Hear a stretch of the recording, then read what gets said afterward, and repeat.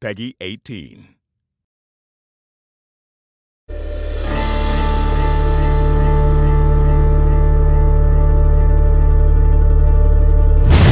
Hi everyone, I'm Roland Lesterlin, the game director for Just Cause 3, and welcome to the beautiful Mediterranean island chain of Medici.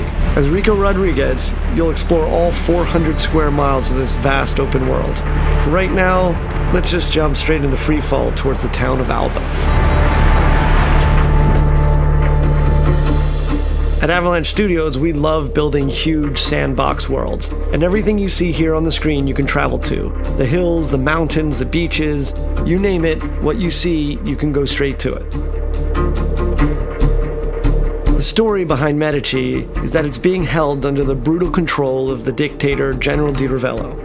And as you can see, his domineering presence can be felt throughout all the towns and the villages. Inspiring a revolution to free the people is no simple task for any ordinary citizen. But Rico is no ordinary person. With his unique tools of destruction and large arsenal of weaponry, it's entirely up to you on how you want to free the people. It can all start with toppling one of the classic symbols of General Di Ravello's rule.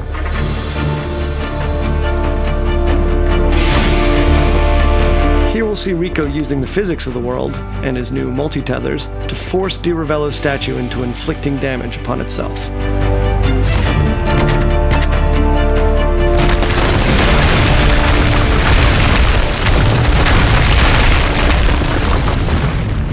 Alright, so with the statue destroyed and Di Ravello's tyrannous grip on the town of Alba no longer quite so tight, let's have a look at Rico's new upgraded grapple. As with JC2, traversal is very much at the heart of the experience. Medici is packed with activities, challenges, and opportunities for creative destruction. Now here we can see one of Di Ravello's propaganda spouting speakers, so let's make quick work of it and tear it down.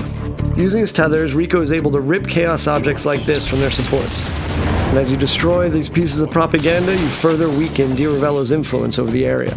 Gas stations were so much fun in JC2, we decided that we wanted to take them out of the core chaos progression system and just allow players to destroy them as many times as they want.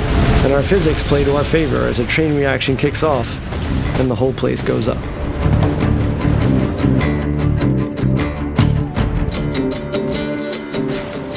Let's take advantage of Rico's brand new wingsuit, which completes Rico's set of aerial abilities alongside the grapple and parachute.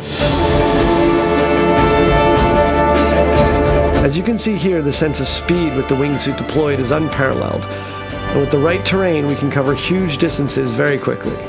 Just as with the parachute, Rico can use his grapple to pull himself along, thus giving him an additional speed boost, and have tons of fun doing it. Let's apply a little out-of-the-box thinking with one of the many airborne vehicles in the game. Rico can fly anything, so hijacking this jet really isn't an issue. And this might be a multi-million-dollar military plane, but in Rico's hands, it's a very big and expensive bullet. Alright, so we've blown up the refinery and we've seen the cascade of destruction. Now let's take to the roads in a souped-up sports car. In Just Cause 3, there are over 80 different air, land, and sea vehicles for you to drive, crash, do whatever you want with. Our driving model has been completely overhauled since Just Cause 2, giving players more control over the vehicles themselves, as well as increasing their destructibility. And of course, there are numerous race challenges for you to play that'll allow you to unlock vehicle-based mods to improve your rides. We're not a racing game, so going off-road in our world can be lots of fun. Our state-of-the-art destruction extends even to vegetation, so if you're under heat trying to get away from people, you can plow through fields of sunflowers and lavender fields, even through bushes and trees. So we'll stop here. Thought I'd give you an opportunity to blow up something truly massive. I guess we're going man versus bridge with our super powerful Hydra missiles and see what kind of damage we can cause. Shooting out the supports will result in the bridge destroying in tons of different ways. And this means you can come up with your own great action moments. And that's the core of the sandbox experience.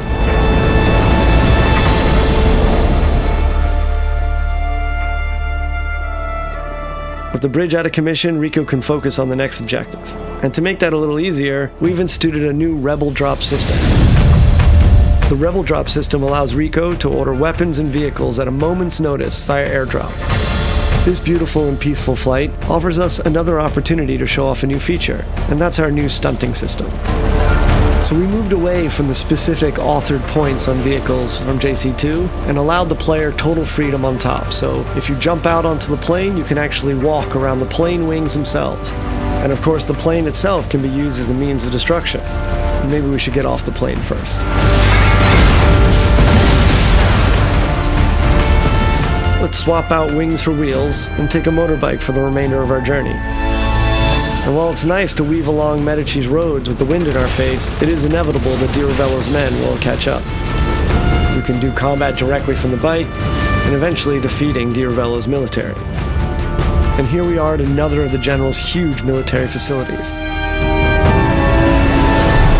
So let's put all of Rico's abilities and tools to the test, and take down Vigilator Sud's huge communication spires and satellite dish, and cripple the General's hold on Sirocco.